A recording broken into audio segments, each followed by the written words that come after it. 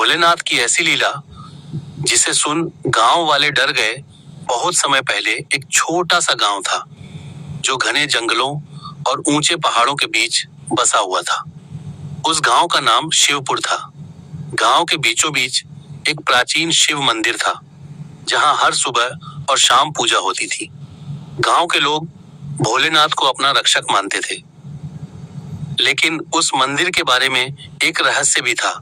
गांव के बुजुर्ग कहते थे कि हर अमावस्या की रात मंदिर से घंटियों की आवाज अपने आप आने लगती है। कोई भी उस रात मंदिर के पास जाने की हिम्मत नहीं करता था। लोगों का मानना था कि उस रात स्वयं महादेव वहां आते हैं। गांव में रामू नाम का एक गरीब किसान रहता था। वह बहुत मेहनती और शिव भक्त था। उसकी पत्नी और एक छोटी बेटी थी। गरीबी के बावजूद रामू हर सोमवार मंदिर जाकर जल चढ़ाता और भगवान शिव की पूजा करता था। एक साल गांव में भयंकर सूखा पड़ गया। खेत सूख गए, कुएं खाली हो गए और लोगों के घरों में खाने तक की कमी हो गई। गांव वाले परेशान होकर मंदिर पहुंचे और भगवान से प्रार्थना करने लगे। उसी समय गांव में एक अजनबी तांत्रिक आया। उसकी आंखें लाल थीं और हाथ में बड़ा सा त्रिशूल था।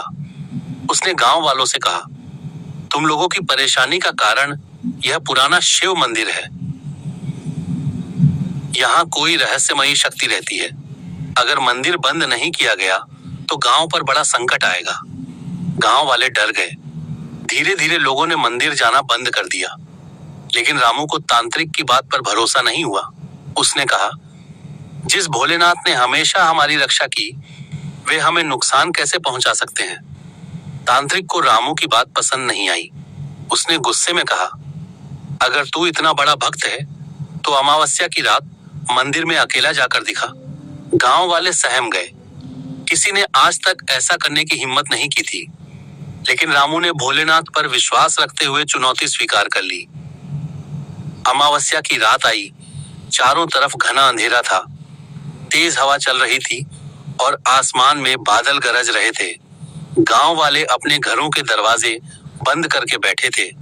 सबको इंतजार था कि अब मंदिर में क्या होगा। रामू हाथ में दीपक लेकर मंदिर की ओर बढ़ा। जैसे जैसे वह मंदिर के करीब पहुंचा, घंटियों की आवाज तेज होने लगी। मंदिर का दरवाजा अपने आप खुल गया। रामू के कदम कुछ पल के लिए रुक गए, लेकिन उसने ओम नमः शिवाय का जाप करते हुए अंदर प्रवेश किया। मंदिर के अंदर का दृश्य देखकर उसकी सांसें थम गईं। शिवलिंग के ऊपर तेज प्रकाश चमक रहा था।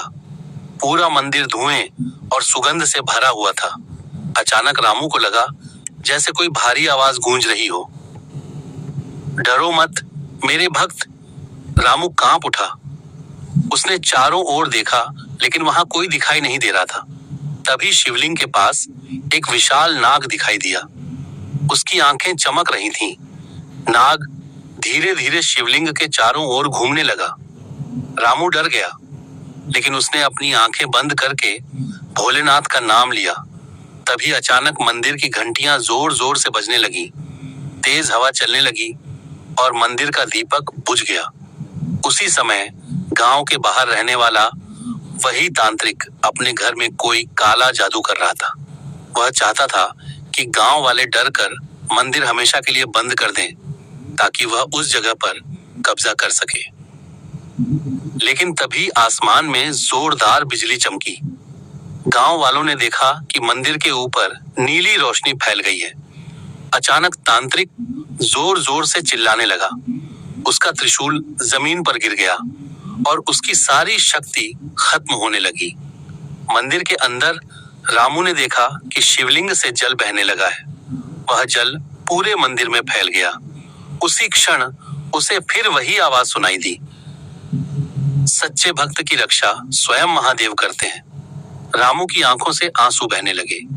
उसने हाथ जोड़कर कहा, प्रभु, गांव वालों को माफ कर दीजिए, वे डर गए थे।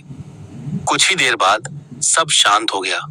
मंदिर का प्रकाश धीरे धीरे सामान्य हो गया। नाग भी गायब हो चुका था।